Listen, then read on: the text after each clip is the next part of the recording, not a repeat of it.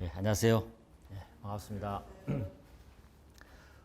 새로운 얼굴들이 많습니다. 지난 시간에는 계속 봤던 얼굴이 많았었는데 오늘은 익숙한 분 오셨네요. 네, 반갑습니다. 저번에 보셨죠, 그죠? 저번에 마지막 강의 때 그죠? 했던 거 열심히 들으시던데 시험장에 가니까 좀 보이시던가요? 지금 오늘 이게 문제 이거 언제를 풀이해 주시나요?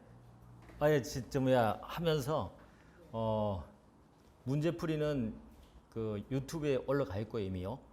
이미 다 풀이해서 올라가 있으니까 거기서 들으셔도 되고 올해 문제는 제가 하면서 그 부분 끝나면 나왔던 문제를 제가 한번 같이 바로 이렇게 리뷰를 해주겠습니다. 어떻게 나왔는지.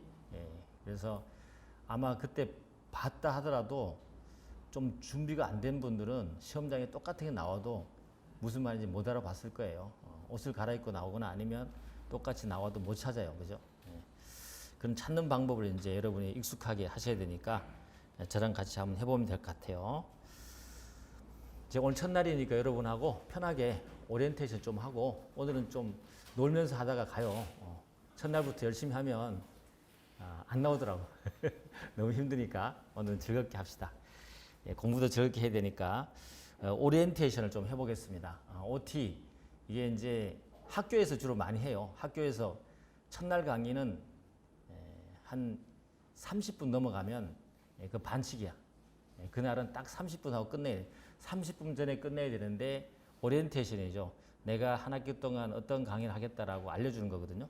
마찬가지로 여러분 또 똑같습니다. 제가 이제 22회죠. 22번. 작년보다 한 해가 더 늘어났네요. 저는 감사합니다. 늘어날수록 좋아요. 왜냐하면 너무 줄여주면은 여러분한테 좀 양심의 가책이 많이 느껴져요. 왜냐하면 시간에 맞춰서 해야 되니까 그냥 안 하고 넘어가는 게 사실 많아요. 그렇지만 그렇다고 해서 시간에 맞춰줘야 되니까 양심에 좀 가책을 느끼죠. 근데 하루라도 늘어나면은 제가 짚어줄 걸 더 짚어주기 때문에 좋다는 느낌이 들고요. 그래서 조금 이제 강의에 대한 기본 내용 해보겠습니다. 뭐 처음 듣는 학생도 있기 때문에 이제 말씀을 드리는데 법무사 상법의 특성이다. 뭐 수험 비중 말씀을 드리면 법무사 시험에 1차 합격하시려면 상법은 반드시 하셔야 됩니다. 반드시 상법에서 고득점 없으면 1차 합격 안 돼요.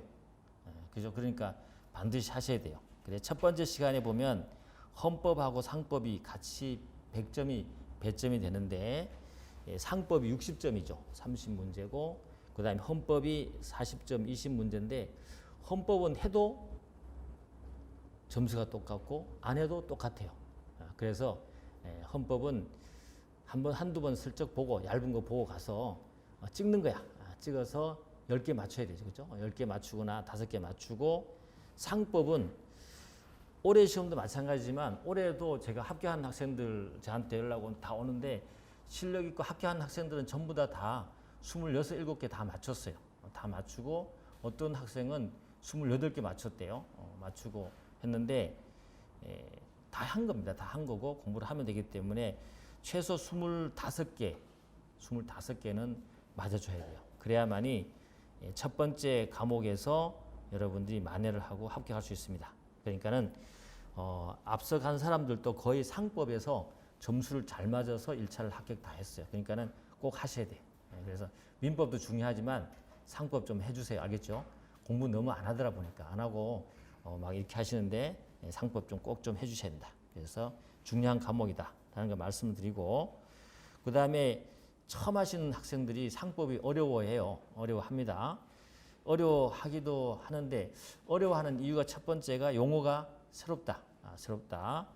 또 민법보다 논리적이지 않다. 그런 말을 해요. 맞아요. 민법처럼 아주 논리성에서는 좀 약합니다. 전체적으로. 왜냐하면 민법은 앞뒤, 민총, 물권, 채권이 연결되어 있어요. 연결되어 있고 쭉 그림을 그릴 수 있는 부분이 있거든요. 그렇습니다. 그리고 또 민법은 용어가 여러분이 살아오면서 들었던 용어라든지 많이 접했던 내용들이기 때문에 익숙해 보이고 좀 하면 아는 것처럼 느껴져요. 근데 시험은 점수는 잘 안 나와. 아는 것처럼 느껴지지만 그죠?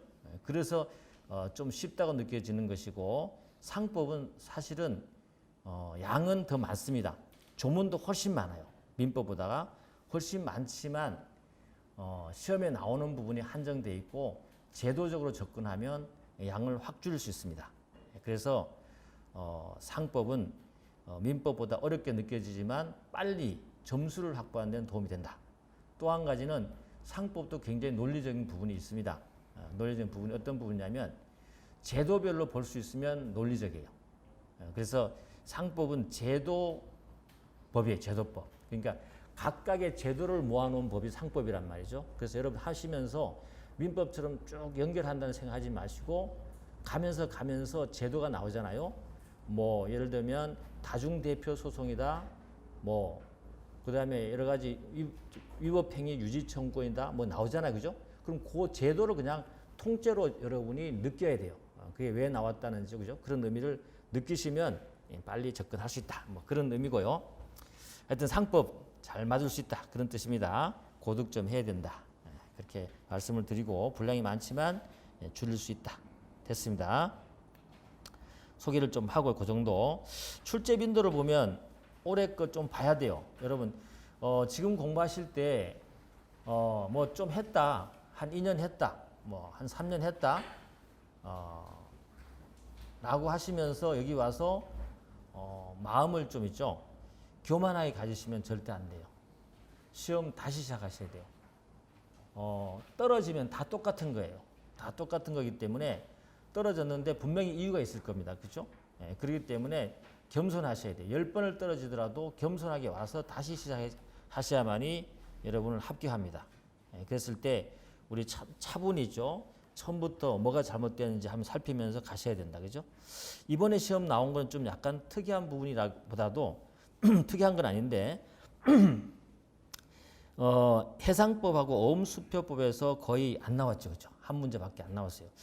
이렇게만 계속 가주면 어음수표법하고 이거 안 봐도 되겠다. 그죠? 안 봐도 되겠다. 라는 생각이 들어요. 솔직히 말해서. 이렇게 나올 거면 뭐 안 하고 말지 뭐. 차라리 여기만 잔뜩 하면 되는 거니까 하는데 아직까지는 추세를 더 봐야 될 것 같아요. 내년까지 더 봐서 만약에 계속 한 문제씩 나온다. 그러면 제가 과감하게 어음수표하고 해상법 보지 맙시다. 라고 할게요. 알겠죠? 그때까지는 봐야 돼. 그때까지는 보도록 하고 올해는 그래도 여러분 공부하셔야 될 것 같아요. 왜냐하면 내년에 또 어떻게 또 여기서 3문제, 2문제가 나올지 알 수가 없어요. 한 번 더 추세를 보도록 하고 근데 이제 보험법은 나름 이제 정착이 된 것 같아요. 이제 변호사 시험도 마찬가지로 변호사 시험에는 보험법이 안 나와요. 거의 안 나와요. 2차 시험이 안 나오고 왜냐하면 거기도 공부 양이 많다 보니까 학생들이 보험법 할 시간이 없어요. 없다 보니 학교에서도 자기 과목을 안 듣는 걸 알아요. 그래서 시험 출제위원 들어갔다가 보험법을 전공하는 교수들이 이번엔 꼭 내야 되겠다. 내가 이 과목을 가르치려면 내야지라고 했다가도 어때요? 다른 교수님들의 반대에 의해서 내지를 못해요. 왜냐하면 우리 학교에서 가르친 애들이 들은 애들이 없다. 이걸 자꾸 내갖고 어떻게 할 거냐 라고 하면 또 현실적으로 못 내요. 근데 실무적으로 가보면 보험이 굉장히 중요합니다. 지금 어마어마하게 중요하고요. 보험 시장이 굉장히 커졌고 대단합니다. 그리고 법적인 문제도 많이 발생을 하고 보험회사들이 변호사들도 많이 채용하고 그래요. 이론적인 문제도 많이 발생하고 그래서 이 보험이 계속해서 4-5개 여기서는 객관식이니까 나오는 겁니다. 판례가 계속 나오니까. 판례가 계속 나왔어요. 올해도 지금 여러분이 어렵게 느껴졌던 건 뭐냐면 보험 판례를 아주 최근의 건데 중요하지 않은데 막 내버렸어요. 여러분이 막 익숙하지 않으니까 당황스러운 거죠. 물론 다 고르는 데는 충분히 고를 수 있었지만 한 3-4개가 새로운 판례로 그냥 지문을 이상을 하니까 이해도 안 되는데 보험 자체가 이해도 안 되는 데다가 그 내용이 들어오기 때문에 굉장히 어렵게 느껴졌을 거예요. 근데 그게 한 2-3문제 됩니다. 그런데 어쨌거나 보험은 나름대로 이제 정착이 됐기 때문에 여러분에게 좀 꼼꼼하게 공부를 해야 되는데 양이 많지 않아요. 그래서 제가 이번에는 책에 보험 부분의 판례를 좀 완전히 보완을 하고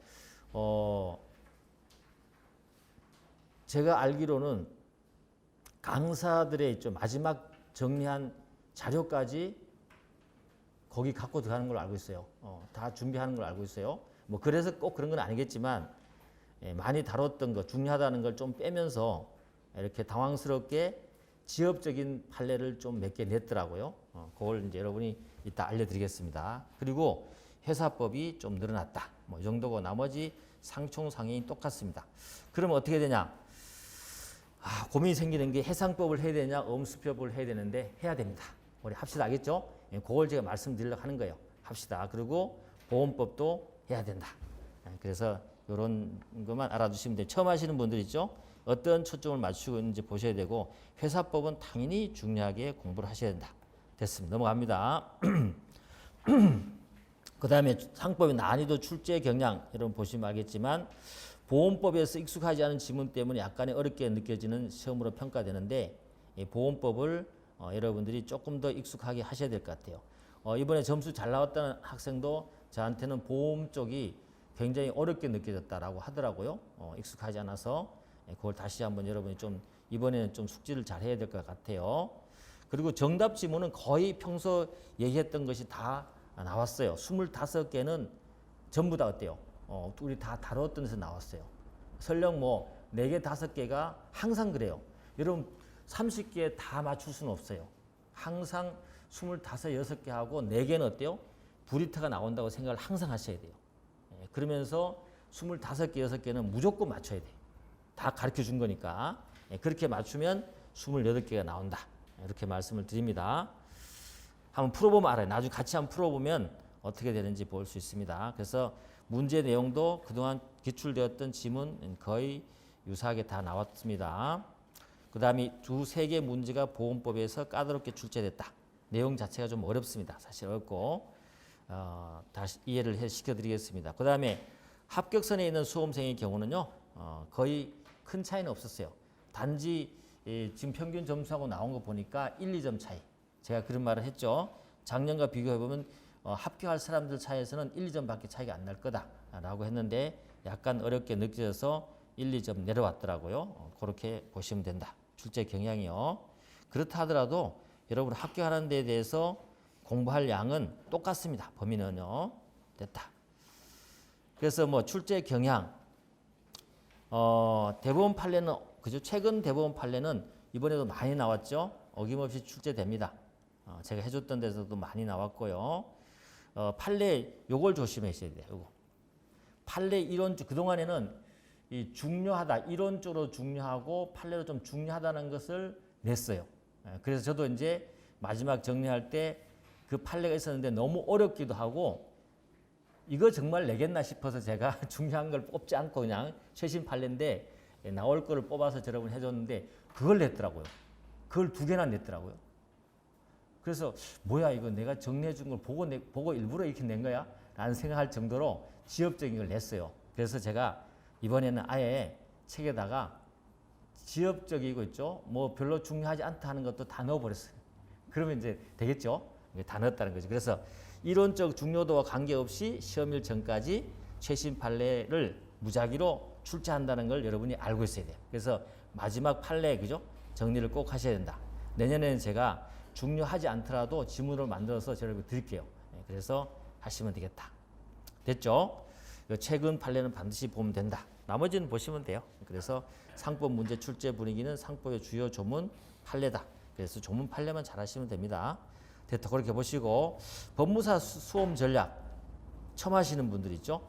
다른 거 보지 마시고 조문하고 판례만 보셔야 돼요.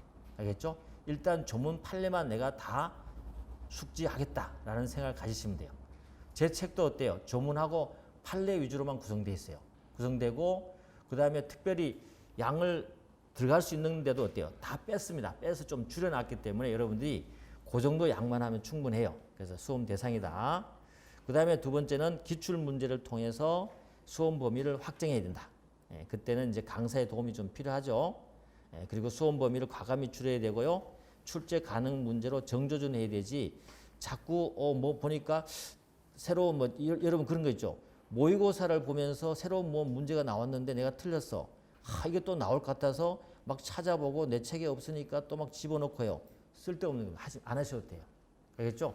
만약에 제 책에 없다 그러면 안 보셔도 돼요. 이거 안 나온다 생각하세요. 그렇게 해야 되지. 이런 식으로 자꾸 이삭죽기로 넣고 뭐 또 새로운 책을 보기 시작하면은 민법이나 다른 과목을 할 수가 없어요. 제가 그런 차원에서 좀 과감하게 해줄 것도 제가 빼버리고 이렇게 해놓은 거기 때문에 여러분들이 그렇게 따라오시면 된다. 알겠죠? 그래서 이 책에 없는데 없을 수 있습니다. 왜냐하면 일부러 뺐기 때문에 그런 것들은 여러분들이 무시하셔도 된다. 그 다음에 수업 목표죠. 90점을 목표로. 아까 제가 30개 다 맞출 필요 없다 그랬죠? 25개만 여러분이 진짜로 가보면, 이따 해보면 알겠지만 25개는 제가 답을 다 얘기해 줬어요. 얘기해 줬기 때문에 그걸 정확하면 다 알아들었다면 어때요? 25개는 4개 지문이 몰랐다 하더라도 1개 지문 보고 찾을 수 있단 말이죠. 그죠? 그렇기 때문에 맞출 수 있다. 그렇게 하는 거다. 알겠죠? 그 다음에 학습 방법 내지 순서는 여러분이 보십시오. 기본서를 반드시 이해하셔야 됩니다. 이제 여러분 몇 년 하셨다 하더라도 새로운 마음으로 지금 다시 점검하셔야 돼요.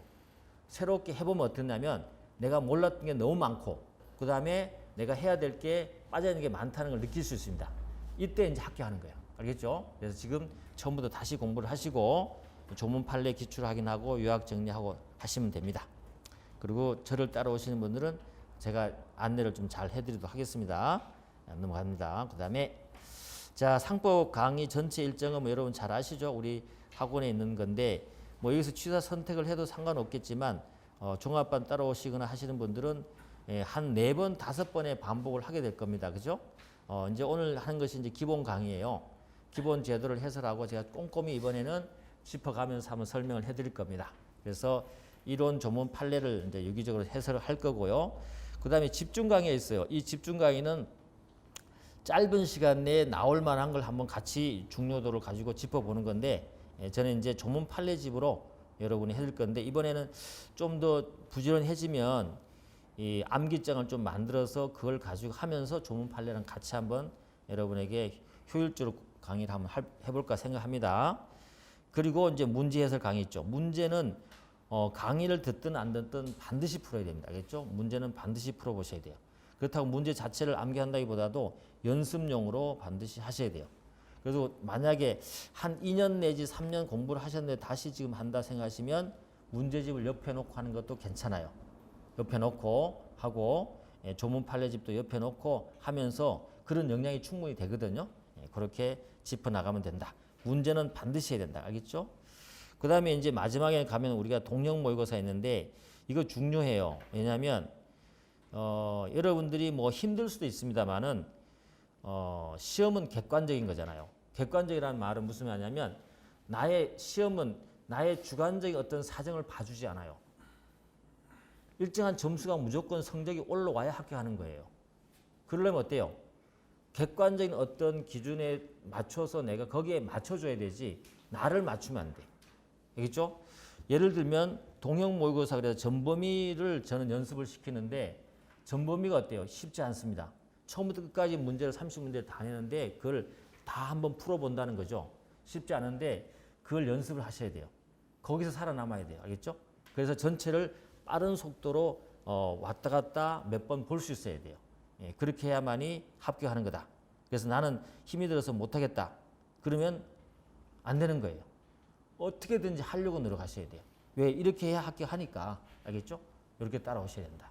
그래서 항상 뭐 여러분의 사정을 다 봐줄 수는 있지만 저는 조금 이제 그런 것들을 봐줄 수 없습니다. 없는 부분은 타협을 할 수가 없어요. 왜냐하면 우리의 목표가 합격이지 그냥 즐겁게 공부만 하자는 건 아니야. 그죠? 그렇기 때문에 제가 요구하는 이런 부분이 있으면 이 부분은 꼭 막판에 따라갈 수 있도록 한번 해주시면 됩니다. 그리고 최신 판례 정리할 테니까 여러분이 해주시면 돼요.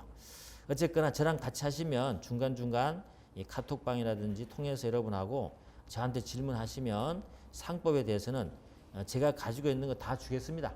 다 줍니다. 다 주고 뭐 할 수 있으면 시간만 있으면 제가 시간이 좀 없어서 그렇지 시간만 있으면 여러 가지 많이 올려주려고 그러는데 시간이 안 나와. 그래가지고 하니까 하여튼 할 수 있는 건 다 이렇게 영상으로 할 수 있는 건 여러분이 무료로 다 주겠습니다. 그러니까는 공부를 하시면 됩니다. 강의 교재 있죠. 이 상법 강의인데 책을 이거 이제 좀 이번에는 이 칼라로 만들었어요. 칼라로 만들어서 여러분 좀 보기 좋게 했습니다. 하고 한 70페이지가 늘어났어요. 그래서 추록으로 뭐 여러분 돈 걱정하는 분들 있잖아 또. 그래서 이거 어떻게 하나 고민하다가 추록 만들까 하다가 포기했어요. 포기하고 그냥 사세요. 좀 미안한데 알겠죠? 사셔서 보시면 좋을 것 같아요. 보고 왜냐하면 중간중간 내가 집어넣은 것도 있고 또 판례는 또 판례 새로 나온 부분이라든지 좀 지엽적인 제가 뺐던 부분도 하도 이제 여기 내니까 또 목차를 다시 잡아서 넣은 부분도 또 많이 있거든요. 그러니까 여러분들이 그게 보시고 만약에 저는 진짜 돈이 없는데요. 옛날 거 봐야 되겠는데 싶으시면 개인적으로 연락 주시면 제가 시간 나면 한번 추려 볼게요. 추려 가지고 이렇게 올려줄 수는 있습니다만은 그렇게 하십시오. 그렇게 하면 될 것 같아요. 책을 그래서 좀 예쁘게 이제 색깔로 여러분이 보기 좋게 좀 한번 만들어 봤습니다. 그리고 밑줄을 좀 추가적으로 좀 했으니까 보시면 될 것 같아요. 이거 하나면 충분할 것 같고요. 자, 그다음에 그래서 강의할 때 강의 교재는요. 일단 상법 강의를 기본으로 하고요. 조문 판례집이 아직 안 나왔어요. 안 나왔는데 지금 편집을 하고 있는데 굉장히 고민이 많이 있습니다. 어떤 거냐면 그냥 이 상태에서 기출 문제를 추가를 하면은 금방 나올 수 있어요. 근데 그거는 다 끝났어요. 그런데 조문 판례집을 제가 하다 보니까 사실 거기는 계속해서 기출 내용만 넣잖아요. 넣기 때문에 예상되는 판례를 거기 못 넣잖아요. 그러다 보니까 계속 새로 나온 게 있으면 거기에 추가하는 상황이 되다 보니까 여러분에게 조금 아쉬운 부분이 있어요. 아쉬운 부분이 있어서 아예 제가 그냥 조문 기출은 아예 조문 자체에다 표시해버리고 판례를 아예 완전 단권화를 시켜버릴까 이 생각을 하고 있어요. 아예 판례를 아예 거기서 단권화 시켜버리는 거죠. 그러니까 기출은 기출되고 기출 안 된 것들 있잖아요. 나올 만한 것들 있잖아요. 그게 있거든요. 여기 교재에 많이 있어요. 이거 보시면 물론 상관없어요. 이거 보라고 하는 건 얘기인데 상관없는데 아예 거기를 지문화해서 넣어서 조문하고 판례가 아주 완전하게 단권화 시켜버릴까 생각 중인데 여러분 어떻게 생각하세요? 내가 볼 때는 합리적인 게 그 분량이 있는 부분 있잖아요. 조문 기출 문제를 아예 지문 그 조문 문제에다가 언제 출제했다는 표시해버리고 그걸 빼버리면 분량이 좀 줄어들잖아요. 그 내용 소개에 나올 판례, 안 나온 판례들 있잖아요. 그걸 지문화해갖고 예상 문제로 같이 넣으면은 기출 판례하고 합쳐지면 판례가 단권화가 되는 거잖아요, 그죠? 그래서 그 연구를 하고 있고 지금 시도를 하고 있는 중이라서 나오면 얘기할게요. 그래서 그렇게 되면 여러분들이 또 책을 사야 될 것 같아서 아니면은 그냥 그것만 하면 별로 안 사도 돼요. 안 사도 되고 기존 거 가지고 추가로 하는 거면 했다면 추록을 제가 만들어 드리면 되니까 그건 제가 여러분에게 결정되는 대로 나오는 대로 알려드리도록 하겠습니다. 자, 객관식은 여러분이 뭐 제 책이 나와 있으니까 필요한 분은 사보시면 될 것 같고요. 자, 이번에 자료 드리는 건 있습니다. OT 자료 받으셨죠? OT 자료 보시면 될 것 같고요. 23년 기출문제 해설은 뭐 다 이미 뿌려져 있습니다. 인터넷에 다 올려져 있고요. 뭐 제 강의 여기 안 들으시는 분들 다른 학원에 있는 강의 듣는 학생들도 저한테 뭐 문자도 보고 메일로 보내고 너무 고맙다고 선생님 강의는 안 듣는데 자료가 너무 좋아서 영상하고 다 듣고 있다고 너무 고맙다고 좀 양심에 걸리긴 하는데 괜찮다 그랬어요. 얼마 전에 들으시라고 제가 그래서 내가 오픈해 놓은 거니까 뭐 제 강의 안 들어도 제 강의 꼭 들어야 되는 거 아니에요. 다른 선생님도 유명한 사람들 많으니까 들으시고 그렇게 활용하시라고 그랬습니다. 그래서 다 뿌려져 있고요. 또 뭐 해설도 다 해놨습니다. 그 다음에 최신 판례 21년, 23년 그죠? 여러분은 이미 뭐 22년까지는 완벽하게 있고 23년 초까지도 있죠, 그죠? 나머지 23년 나오는 판례들은 제가 잘 정리해서 또 배포를 하도록 하겠습니다. 그리고 강의 노트 있잖아요. 이 PPT 자료인데 여러분의 양을 좀 줄여드리면서 좀 더 압축적으로 이제 볼 수 있도록 제가 이번에 새로 한번 만들어 봤는데 지난번 거보다 어떤가요? 지난번 거는 안 보셨나 모르겠네. 지난번 거보다 훨씬 좀 보기가 낫지 않나 싶어요. 그렇게 줄여서 그거죠. 지난 거보다 좀 압축적이고 좋지 않습니까? 편하죠. 한눈에 들어오죠, 그죠? 그래서 그렇게 한번 만들어서 할 때마다 노트를 드릴 테니까 여러분들이 잘 모아놔서 나중에 철을 해놓으시면 암기장으로 사용하십니다. 암기장 알겠죠? 암기장으로 사용하도록 하시기 바랍니다. 자, 그렇게 주도록 하고요. 그 다음에 뭐 나머지는 웬만하면 여러분 필기 같은 거 많이 하지 마시고요. 제 필기 원래 많이 안 하잖아요. 안 하려고 제가 PPT 만드는 거예요, 여러분. 알겠죠? PPT를 만드는 이유가 두 가지 있습니다. 제가 글씨 쓰는 것도 별로 싫어하고요. 또 글씨를 잘 못 쓰기도 하지만 이거 쓰면 써요. 다 쓰고 하는데 학교에 다 쓰는데 시간이 너무 많이 걸려. 많이 걸리다 보니까 어때요? 결국은 시간이 줄어드니까 얘기할 게 줄어드는 거야. 못 해주는 거죠. 그래서 이걸 만들게 된 이유가 여기 있어요. 뭐 그럴 필요 있나? 일단 뭐 쓸 거 여기 그냥 서로 고생하지 말고 여기 해놓고 얘기를 좀 많이 해주면서 이해하는 것 좀 하면 좋지 않겠나? 라는 차원에서 제가 하는 거예요. PPT도 제가 다 만들거든요. 만들고 고생스러워요. 사실은 굉장히 고생스럽고 힘들어요. 하지만 여러분에게 여러 가지로 이제 합리적으로 시간 절약하기 위해서 하는 거니까 그런 걸 좀 이해해 주시고 여러분도 다 적어놨잖아요. 노트 다 했는데 뭐 또 필기해. 혹시라도 이제 가필할 게 있으면 하고 웬만하면 저 말이 무슨 말인지 좀 이해를 하고 그리고 쉬는 시간에 저한테 물어보거나 이렇게 하시면 좋습니다. 체킹 이해 안 되는 부분 내용 체크하고죠.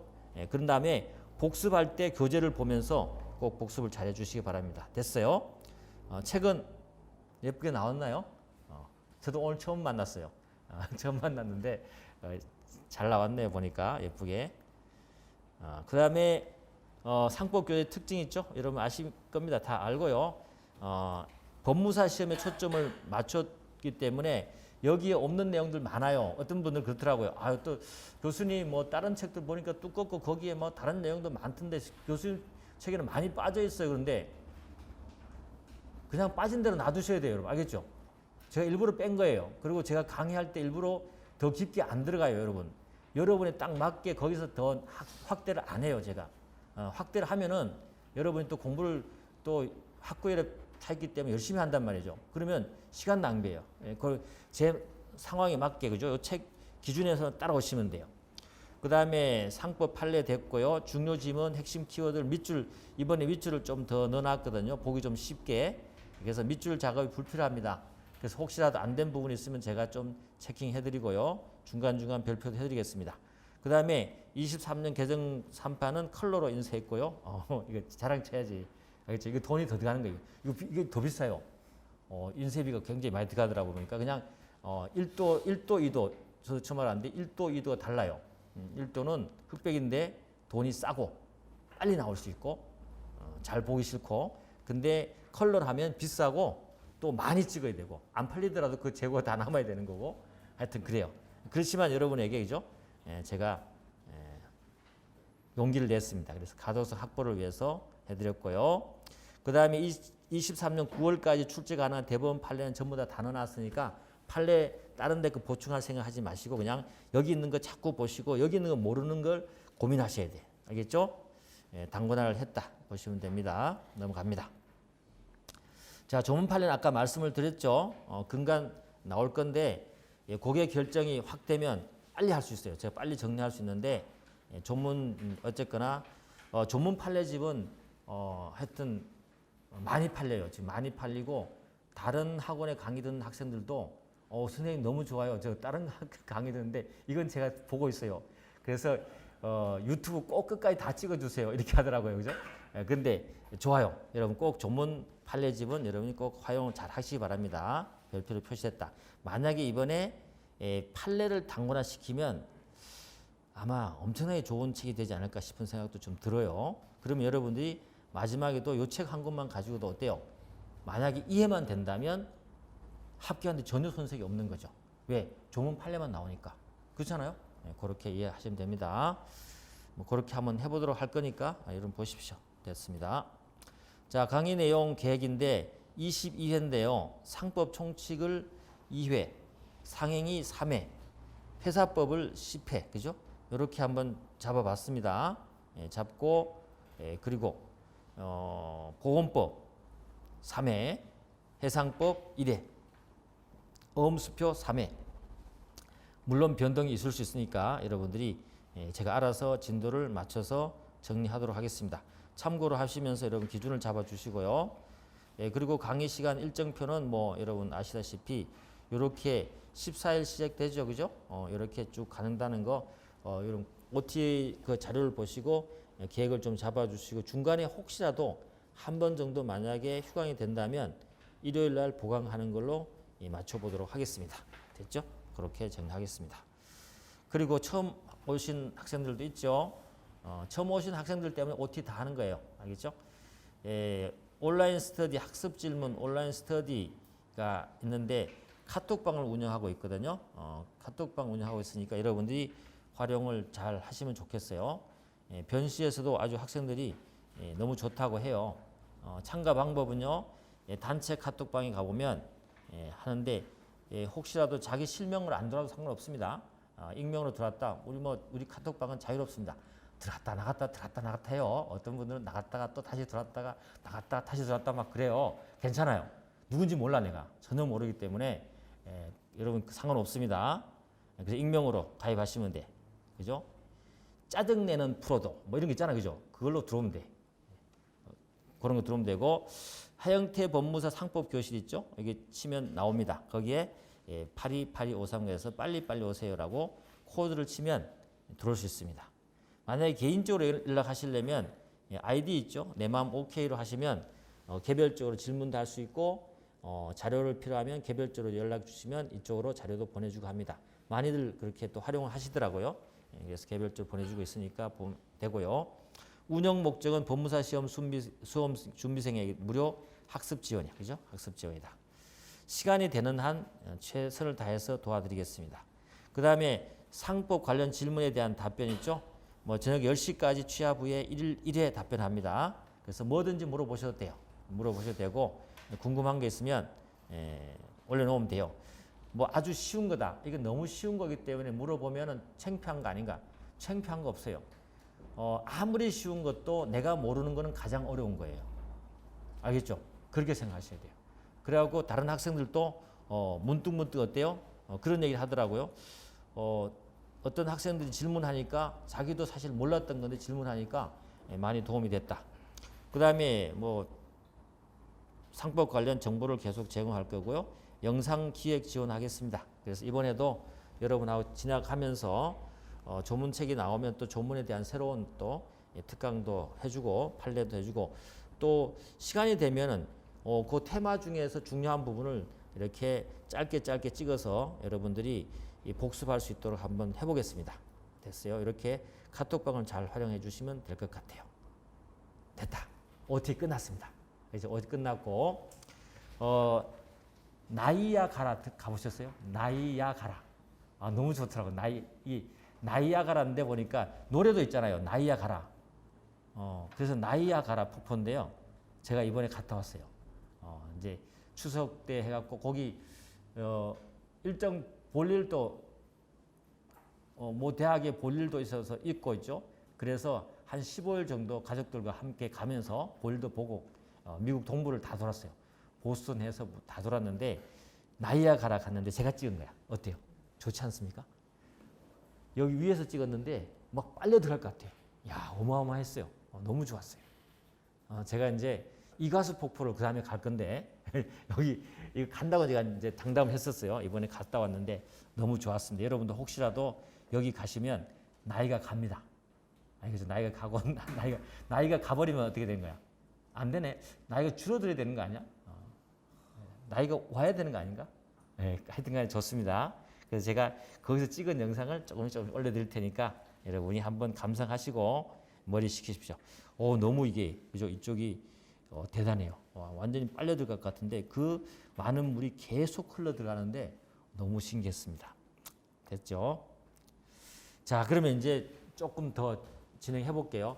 2시 반부터 시작했으니까 1시간은 해야 되니까 상법 공부를 좀 해보겠습니다. 상법 개관. 여러분들이 처음 하는 사람이라 생각하고 저는 합니다. 지금 처음 하는 사람이라 생각하고 여러분들 하셔야 돼요. 뭐 어제 했다, 몇 년 했다 그런 생각 버리시고 저는 지금 처음 하는 마음으로 여러분에게 알려드립니다. 기본 강의는 그렇게 할 겁니다. 찬찬히 아는 것은 여러분이 다시 더 반복하시고 모르는 것은 새기시기 바랍니다. 상법을 전체적으로 한번 개관 한번 해보시죠. 상법에 대해서 우리가 공부를 해야 될 것이 어떤 것이 있는지 한번 해보겠습니다. 여러분 자료를 한번 보시면 제가 목차를 한번 잡아놔 봤습니다. 그래서 나중에 공부를 다 하고 나셔서는 어때요? 이 앞에 있는 목차 기간을 보면서 쭉 한번 떠올리면서 생각이 나야 돼요. 굉장히 중요한 거예요. 자꾸 그런 연습을 하셔야 돼요. 알겠죠? 예, 그래야만이 여러분이 시험장 가면 검색 능력이 빨라져요. 우리 컴퓨터가 검색이 빠르고 계산이 빠르잖아요. 그죠? 그건 체계적으로 빨리 하잖아요. 그죠? 우리 인간도 어때요? 사실 그렇게 컴퓨터가 똑같지만 어때요? 다른 게 많이 들어와 있고 또 공부라든지 하는데도 체계적으로 하지 않고 막 엉켜 있다는 거죠. 그래서 시험장에서 어때요? 빠른 속도로 이걸 끄집어내야 되는데 이게 늦어지면 어때요? 속도가 늦어요. 그래서 공부할 때도 어때요? 항상 민법도 마찬가지예요. 뭐 세부 목차를 다 외우라는 건 아니고요. 큰 목차 속에서의 그 안에 뭐가 있다는 것이 있죠. 이렇게 머릿속에 자꾸 이렇게 체계적으로 잡아 들어가야 돼요. 그러면 나중에 시험장에서 굉장히 빨라져요. 제가 해본 거고요. 어빙하우스라는 그 어떤 그 어느 학자가 있는데 이 암기 기억 곡선 가지고 얘기를 했던 건데 그게 실험에서 맞는 게 그거예요. 항상 공부를 할 때 공부를 하거나 뭐 할 때 어때요?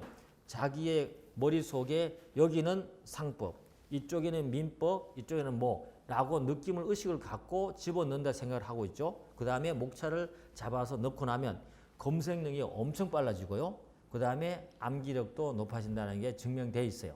그러니까 뭐 제 얘기가 아니니까 한번 생각해 보시고 그래서 상법 전체적인 목차를 한번 개관을 한번 해보죠. 일단 뭐 상법은 여러분 뭐 민법에 대한 사법에 대한 특별법인 거 아시죠? 그래서 우리 사법이다. 상법은 사법이죠. 이 사법과 공법이 나눠지는 건 여러분 잘 알 겁니다. 처음 하시는 분들 뭐 모르실 수 있겠지만 크게 우리 법은 어때요? 공법하고 사법으로 나눠지죠. 나누는데 사법 속에는 어때요? 대표적으로 우리가 민법하고 상법을 잡습니다. 알겠죠? 그런데 민법은 어때요? 일반법이라 하고 요거는 특별법이라 하죠. 그런데 이 민법, 일반법, 특별법 나누는 이유는 뭡니까? 일반법, 특별법 나누는 이유는 적용 범위, 대상을 그죠? 좁혀서 우리가 법 기술적으로 집중적으로 법 자체를 만들고 규제를 하기 위한 거죠. 그래서 달라지는 부분이 이렇습니다. 민법은 어때요? 일반법이고 사람, 그 다음에 주체죠. 주체. 항상 일반법과 특별법을 나눌 때 기준은 뭐냐면 주체와 행위입니다. 행위라 하거나 이걸 우리가 보통 대상이라고 하기도 해요. 그죠?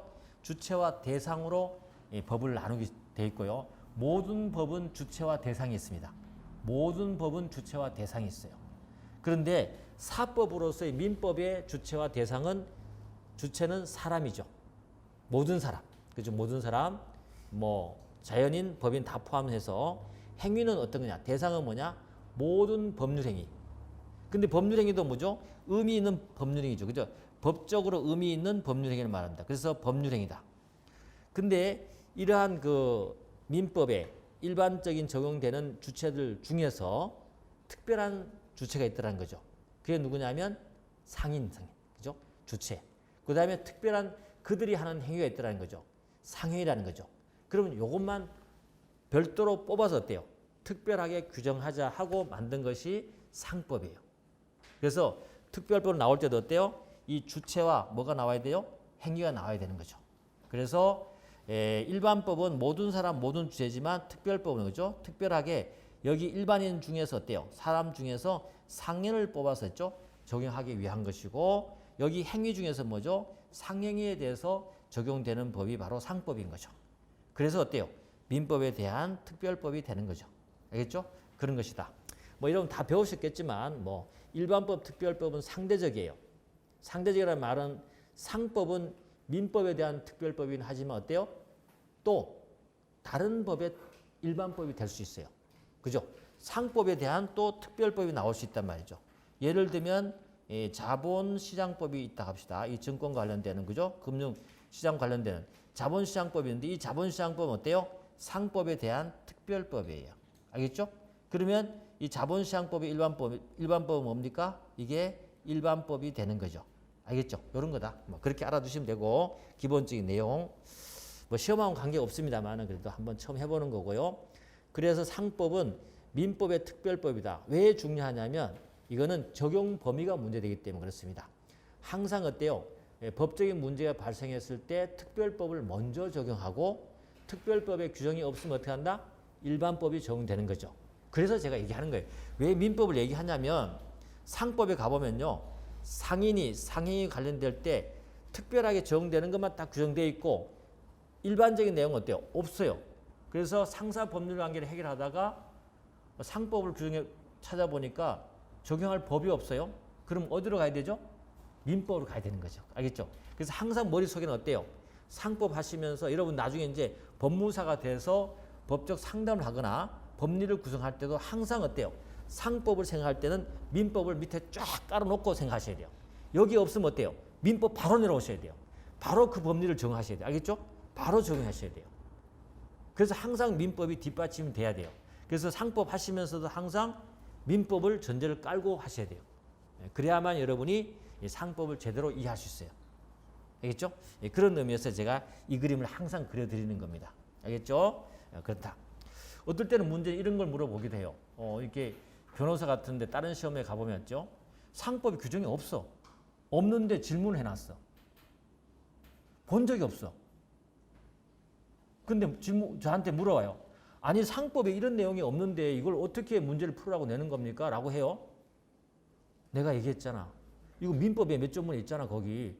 그거야. 그걸로 풀으라는 얘기야. 이거예요. 알겠죠? 그렇게 풀어나가는 거 알겠죠? 그렇다는 겁니다. 그래서 그 내용을 알아두시고 그렇다면 어때요? 상법의 내용은 상행위가 중요하겠죠. 주체 그죠? 행위가 중요하다. 그래서 총칙, 상행위 이렇게 나와 있고요.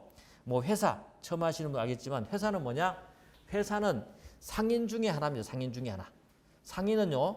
자연인 상인도 있지만 법인인 상인도 있잖아. 그죠? 이 법인인 상인 중에 하나가 회사죠. 근데 회사에 대해서는 어때요? 엄격하게 통제하거나 규율해야 될 내용이 많기 때문에 별도로 회사법을 만들어 놓은 거죠. 알겠죠? 그래서 법인인 상인인 회사에 대한 규율한 것이 회사법이다. 그래서 이건 어때요? 강론이 되는 거예요. 강론. 요거는 뭐가 되는 거고? 총론이 되는 거죠. 그 다음에 보험 뭐냐? 마찬가지예요. 보험이라는 상행위를 하는 거죠. 보험회사, 보험법인 있죠. 그들을 규제하기 위해서 만들어 놓은 법이다. 해상법도 마찬가지예요. 해상법도. 해상항공도 마찬가지로 거기에 해상업을 하는 거죠. 그 다음에 항공업을 하는 그 주체들에 대해서 규제하는 법이다. 뭐 어음수표법은 특별법으로 나와 있기 때문에 별도로 보시면 되는 것이고요. 됐어요. 이게 상법에 대한 하나의 큰 목차인데 세부적으로 그럼 들어가서 살펴보도록 하겠습니다. 자, 총칙에는 어떤 것들인가? 지금 이게 굉장히 중요해요. 알겠죠? 중요하고 우리가 배울 전체를 한번 볼 거예요. 볼 건데 그럼 상법 총칙에는 어떤 게 들어가 있나 보니까 1장에는 이렇게 서론 정도 나와요. 나오는데 2장 그래서 총칙에 제일 중요한 거는 주체입니다. 주체. 알겠죠? 주체죠? 주체인데 상인만 있는 것이 아니고 상인을 보조해서 하는 행위자들이 있다는 거죠. 이게 바로 상업 사용인도 똑같이 상인을 대신해서 뭔가를 행위를 하잖아요. 그죠? 주체로 볼 수 있는 거죠. 그래서 이걸 우리가 상인과 상업 사용인을 주체라고 하기도 하고 영업을 하기 위한 뭐죠? 인적 요소라고 합니다. 인적 요소. 알겠죠? 인적 요소라고 합니다. 나머지 이제 상호라든지요. 상호, 상업장부, 영업소 등등 있죠? 이런 거는 우리가 물적 요소라고 하기도 하고 물적 설비라고 해요. 그래서 상법 총칙에는 이런 게 나와 있다는 거죠. 알겠죠? 상업등기, 영업양도 이런 내용이 나와 있다. 보시면 되는 거죠. 그래서 상인에는 그러면 서론에는 뭐 있겠나? 크게 문제되지는 않아요. 근데 서론에도 가끔 시험에 나와요. 판례가 있는 게 있거든요. 상법이 적용 범위죠. 상법의 적용 범위. 상법을 어디까지 적용할 거냐가 문제되는 거죠. 그래서 일방적 상행에 적용될 거냐, 쌍방적 상행에 적용될 거냐. 다시 말해서 양쪽 다 상인일 때 우리가 적용할 건지, 한쪽만 상인을 적용할 것인지, 그죠? 이런 부분들이 문제가 있죠. 여기에 대해서 판례가 있기 때문에 여러분 알아두셔야 된다. 그죠? 그 다음에 공법인도 상행위를 할 거란 말이죠. 그러면 공법인에게도 상법을 적용할까요? 말까요? 문제가 되겠죠. 정리를 해야 되겠죠. 여기 시험에 안 나오더라도 여러분 어때요? 이 부분에서는 정리가 딱 끝나버려야 돼요. 우리 상법은 적용하는데 다 상인에게 상인이 상행인 할 때 적용하긴 하는데 문제되는 게 있더라. 양쪽 다 상인이면 괜찮은데 한 명은 상인이고 아닌 경우 있더라. 이거 어떡하지? 정리를 해야 될 거 아니에요. 적용한다. 일방적 상행위 적용한다. 끝나버린 거죠. 공법인도 상행위를 하던데 이 공법인은 어떻게 하지? 라고 정리를 해야 되겠죠. 어때요? 공법과 관련되는 다른 규정이 있으면 그걸 적용하고 없다면 어때요? 상법이 적용했다. 딱 정리 끝난 거죠. 그 정도는 이제 알고 있어야 된다. 됐죠? 그걸 우리가 공부를 할 겁니다. 할 거 그다음에 상인이죠. 중요하죠. 상인이 중요하죠. 중요합니다. 왜냐하면 이 상법이 적용될 주체가 되는 거기 때문에 중요해요. 그래서 상인의 종류를 우리가 한번 살펴볼 겁니다. 그죠? 상인의 종류. 뭐가 있죠? 여러분 혹시 공부한 사람도 생각해 봅시다. 상인의 종류. 뭐가 있어요? 떠올려 봐요. 처음 하시는 분들이 많으니까 있겠죠. 그죠? 네? 운송인. 예, 운송인도 될 수 있겠죠. 뭐 상인이 될 수 있겠지만 우리 맞아요. 운송인도 상인 맞아요. 상인은 상인이야. 그렇죠. 당연 상인. 의제 상인. 그죠? 그렇습니다. 그다음에 소상인.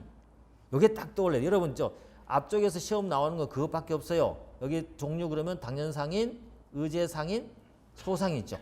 요거. 요 세 가지가 여기 종류에서 딱 떠올라져야 돼요. 그것만 떠오르고 나머지 생각 안 난다. 뭐 어쩔 수 없죠. 그러면 이제 당연 상인이 뭔지, 의제 상인이 뭔지, 소상인이 뭔지 시험에 자주 나오잖아. 그죠?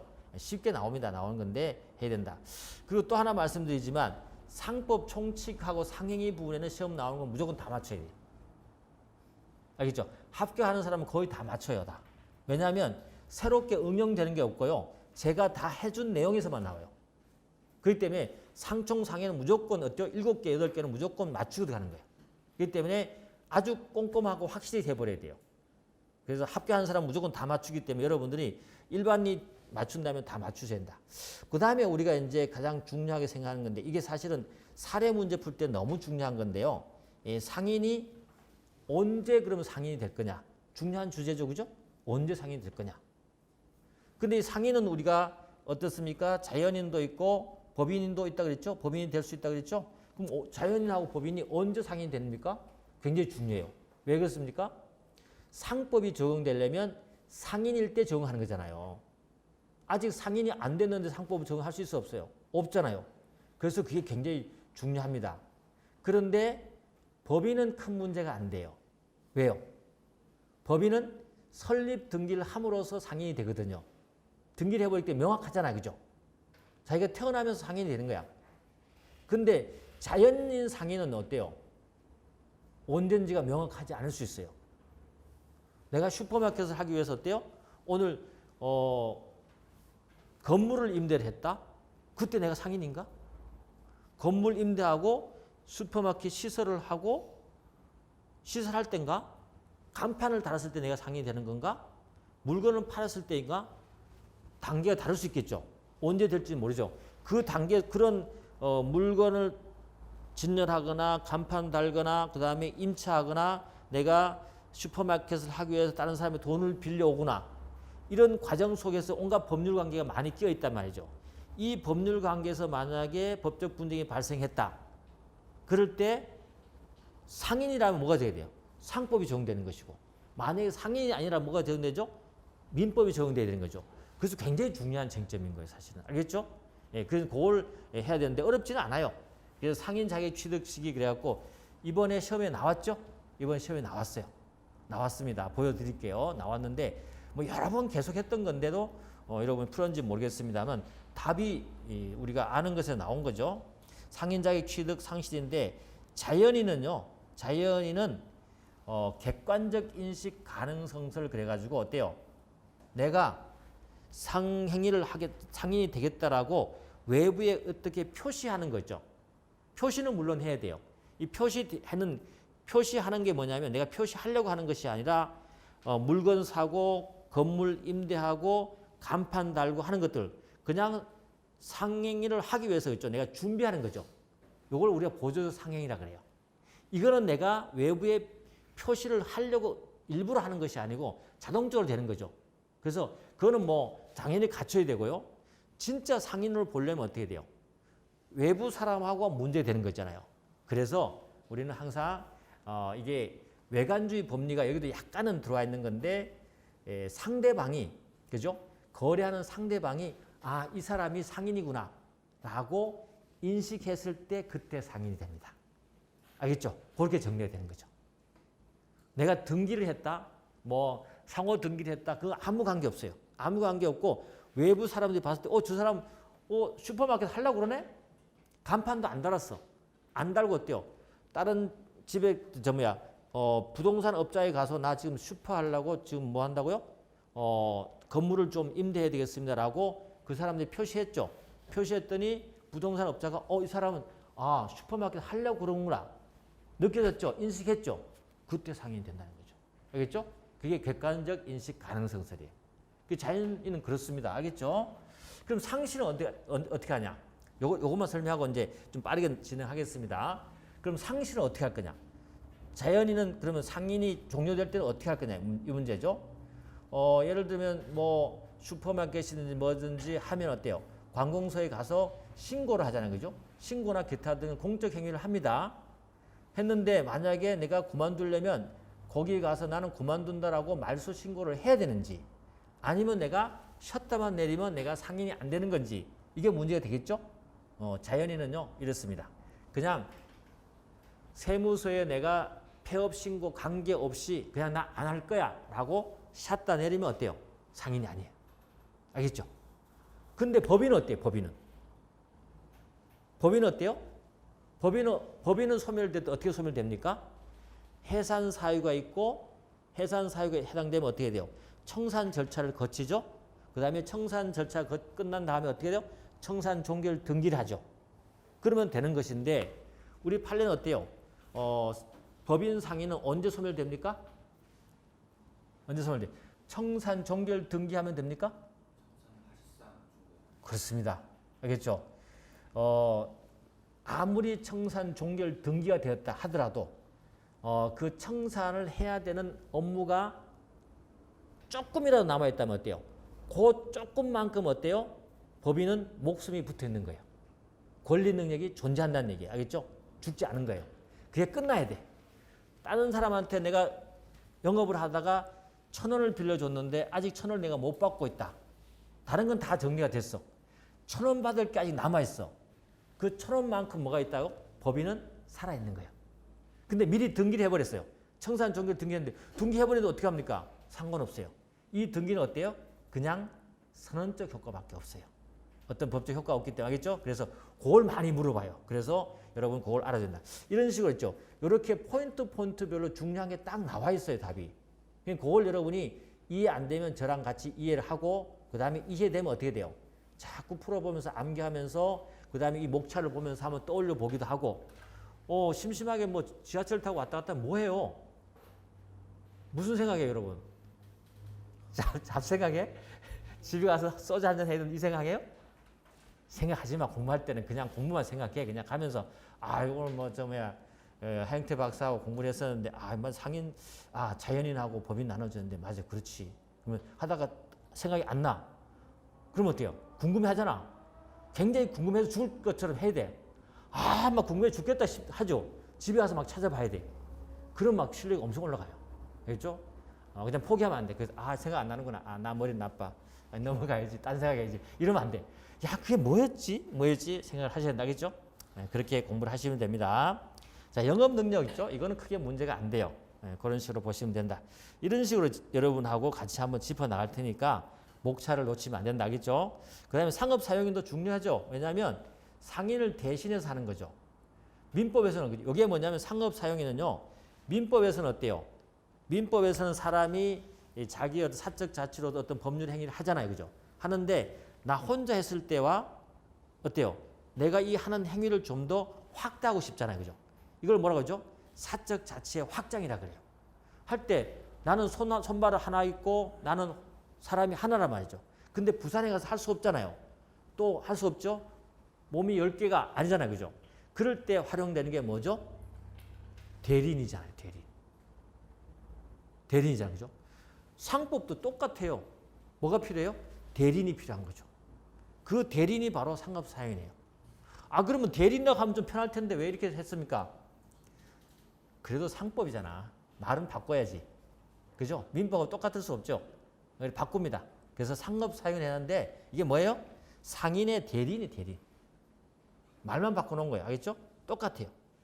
근데 그 종류가 어떻게 이제 뭐 지배인, 부포상, 그죠? 그 다음에 물건 판매 점포 사용인 이런 게 나오죠. 뭐 이런 것도 있습니다. 그래서 지배인도 봐야 될 것이고 공동 지배인, 표현 지배인 공부할 겁니다. 부포상도 볼 것입니다. 여기서 나올 만한 쟁점들이 다 정해져 있죠. 이번에 지배인 나왔죠, 시험이? 안 나오다가 나왔잖아요. 생각 안 나나요? 예, 그 다음에 상업 사용인의 의무는 여기서 굉장히 이게 어렵고 뭐 그래서 중요한 것이 아니고 여기서 잘해놔야만이 뒤쪽에 똑같은 이러한 그죠? 개입 의무가 발생하는 상업 사용인의 의무 시스템이 나온단 말이죠. 제도가 나온단 말이죠. 여기서 한꺼번에 다 좀 정리가 돼야 돼요. 그리고 물론 뒤에 제도이기 때문에 처음 하시는 분들은 그게 무슨 말인지 잘 몰라. 그 들어놓고 난 다음에 다 끝나고 나서 있죠. 반복하면서 상업 사용인의 의무에서 어때요? 뒤쪽에 요 제도와 관련되는 것은 다 여러분이 섭렵하셔야 돼요. 됐죠? 그렇게 넘어가겠습니다. 자, 오늘 처음이니까 전체를 한번 훑어보는 거예요. 그 다음에 상호 중요하죠. 상호 중요하죠. 그래서 상호에 대해서 하는데 특히 상호의 보호, 이 상호권 있죠? 이 상호권을 우리가 공부를 집중적으로 할 겁니다. 상호권에 대해서 공부를 할 거고요. 상호 변경 양도는 그렇고 특히 상호에서 중요한 주제가 뭐냐면 명의 대여자 책임이라고 나와요. 알겠죠? 이 명의는요.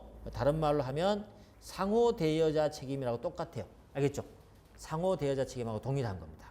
그렇게 해서 나온다는 걸 알아두시고 자, 그 다음에 상업 등기죠. 뭐 여러분 등기법을 배우기 때문에 뭐 할 겁니다만은 그래도 우리 상법에서 중요한 내용이 있다면 상업 등기의 효력 있죠?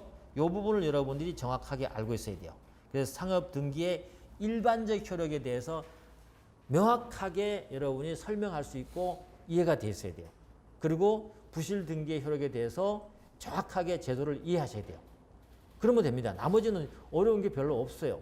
그래서 중요한 주제를 갖고 한번 여러분하고 공부를 해보도록 하고요.